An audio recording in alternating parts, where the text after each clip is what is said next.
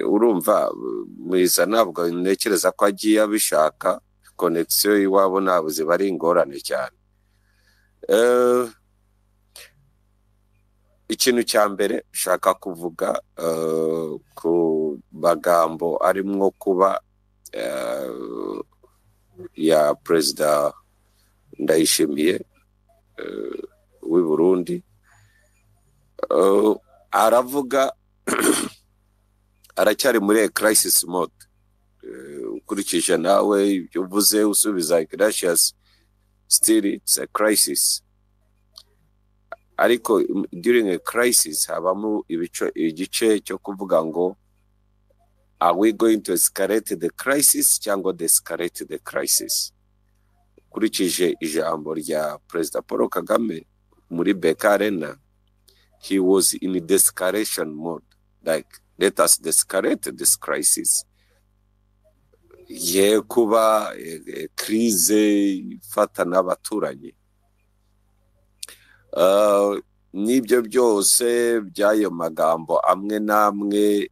mu by'ukuri tuvugishije ukuri Godfather niba ubyibuka, operation yo mu kibira numvise yabaye mbere y'ayo magambo yose. Yego ko Mugabe ese ubaye ndabizi yabaye 1 week before y'ijambo rya Ndayishimiye.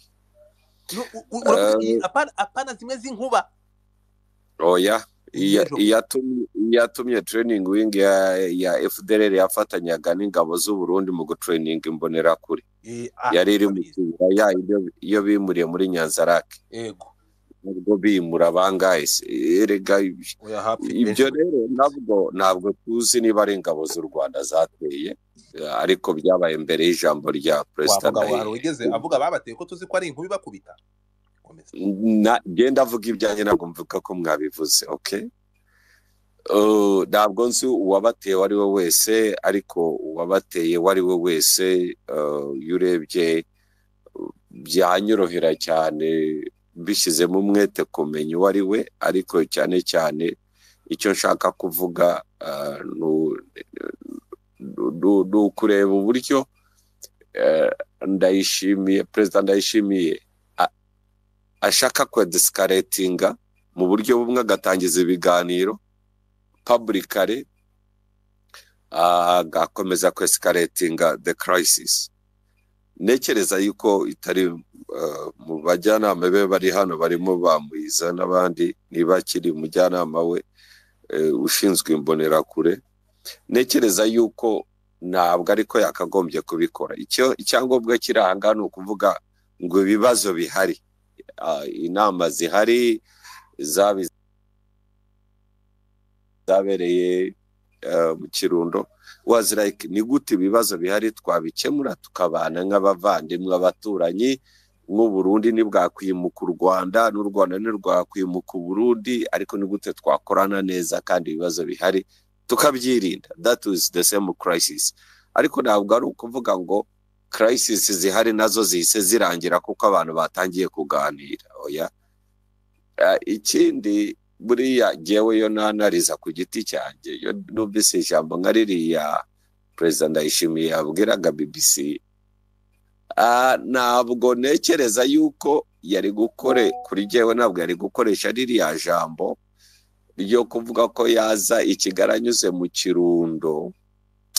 Kandi hari abantu nekereza yuko yavuga ngo abanyarwanda bazatera banyuze muri Kongo, ubundi dushaka gutera Burundi kuki twanyura muri Kongo. Ahubwo aratinya abantu yahemukiye bitwa M23. Ariko yabisobanuye uretse muga ahangaho ugiye kugira kandi ijambo yarisobanuye, yavuze ngo urabizi neza ko u Rwanda ariko rwateye, uri kukirengagiza ndakagukinira ukumve ndagafite imbere yanjye nyemera niba ntacyo bivuze. Oya humura nakumvise, erega iki ni the same narrative itangwa na Kinshasa, itemera M23, itemera AFC, ivuga ko ari u Rwanda. Nyamara amagambo yavuze ntabwo ari amagambo gusa y'iterabwoba cyangwa y'iki. Kuri jewe numvisemo gutaka, kutemera ufitanye ibibazo ukabitwerera undi, yenda utinya, kugira ngo ukurure sympathy sinzi ukuntu nayita sympathy sinzi ukuntu nayita komeza ndakumva sympathy gutera imbabazi bakugirira imbabazi ariko icyo nzi cyo M23 yatangiranye nayo ibonagana ayigaba y'ibitero iri imugeza ubuvira ibuvira bariho yewe numvise boss w'imbonera koravuga yuko ariko nyamara niba afite amakuru yuzuye ibuvira uko yasize icyumweru gishize siko hakimeze harimwo muvuma ziri bwo kuba kandi arazizi niba atazizi azikurikirane ibintu byo kuvuga ngo ubuvira ari buzafatwa kandi buzafatwa n'abakongomani bitwa abakongomani bitwa M23 hanyuma niba babatinya be kubitira abanyarwanda niba baza uko babahemukiye imihana yo batwitse hariya mu nzira ujya za Goma uvuye Goma ni kunturu biriya kunturu za Gicanga byose babakoreye bafite ubwoba bwa M23 kandi bazi uko bayihemukiye kandi bazi kugiye gufata ibuvira it's a matter of time mana yanjye so icyo kintu ye kuyirirwa yishima mu mutwe cyangwa yigira gute ndi hano sindi bupfira ijoro nawe arahari it's a matter of time rwose ibuvira igafatwa ahubwo icyo ubwoba afite abamuvanye ibundagana bakamugeza ibuvira aratinya kubavuga icyo yagisobanuye uretse gato tugendane gakeya Mugabe yabivuze muri aya magambo yavuze ngo reka nkigusubize yavuze ngo muri Kongo ntabwo nagiye nk'igihugu muri Kongo nohereje abasirikari bake kuko natanze ubufasha nshaka gutanga yewe nohereje abasirikari bake kurusha nabo nohereje Somalia ibi ngibi bije byiyongera ku ijambo yavuze ejo bundi ngo wabahumura amaso akabera iki gisirikari cyanjye none ibyo bigutera ubwoba ubwo se ubwibyo ngibyo bisubije iki ibyo ngibyo bivuze ko reserve force n'ingabo zose z'u Burundi yani amajanja zasigaye mu Burundi zirinze igihugu yohereza mu Kongo nta kibazo erega ibyo nta kibazo erega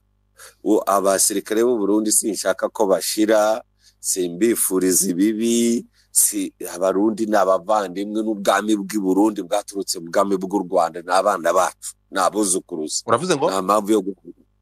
ubwami bw'u Burundi bwaturutse mu bwami bw'u Rwanda bazi umuyobozi w'imbonera kure niba atazi amateka uravuze ngo abarundi n'abanyarwanda cyane nabo barabizi ariko komeza babaze amateka barayazi muze kuba baranditse iyo mateka cyane twibande kuri yego ayo mateka bibaye ngombwa twayazana ariko ntabwo ari impamvu icyangombwa na arabizi neza yuko niba hari umuntu wagize ingabo nyinshi ku butaka nta muntu uzarusha Tshisekedi ingabo yazanye zo mu gihugu cye zose azana n'abaturage b'abasivili bitwa Wazalendo azana abarundi azana Sadeke azana Monusco azana abacanshoro b'ubwoko nkabone bose barakubitwa babambura Kivu so ikibazo ntabwo ari ubwinshi ikibazo gushakira igisirikare mu bwinshi haba harimo ikibazo tekinike hari ibindi ugomba kuzuza mbere y'uko bari ubwinshi icyo ngicyo reka mbaze nyirangiza ariko ntabwo ndi hano uyu muyobozi w'imbonera kure anyumve ntabwo ndi hano kugira ngo ndate intambara ko twarwana n'abarundi jewe am not interested in any war with Burundians rwose jewe urinde ije nitwa Mugabe mwene Kabayigiye wagakwa Ruzigamazi abarundi ni inshuti zacu n'abantu uri umunyamurenge ndi umunyarwanda so ntabwo wumve nonanga speech ya Minister Nduhungirehe ahumuriza ndayishimiye abwa nobody is interested to attack Burundi now none wewe uvuga gute amakuru yo wivugiramo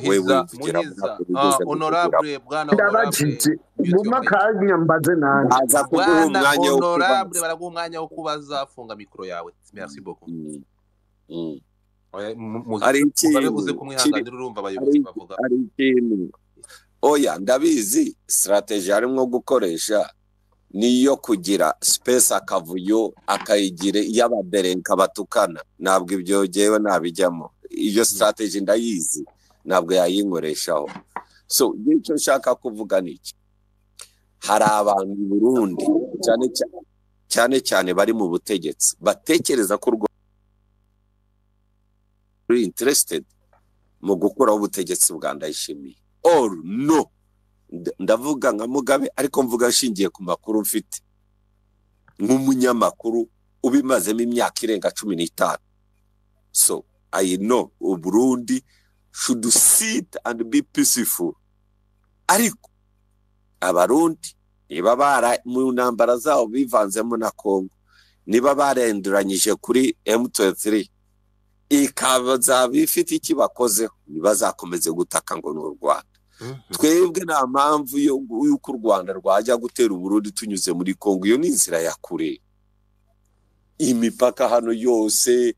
usibyo bateraho za visa iyindi yose ni ukwambuka n'amaguru so iyo dushaka gutera Burundi tuba twarambutse kandi n'uburyo bwari buhari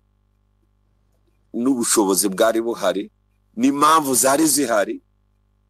ariko ntabwo watera Burundi nta kintu kiriyo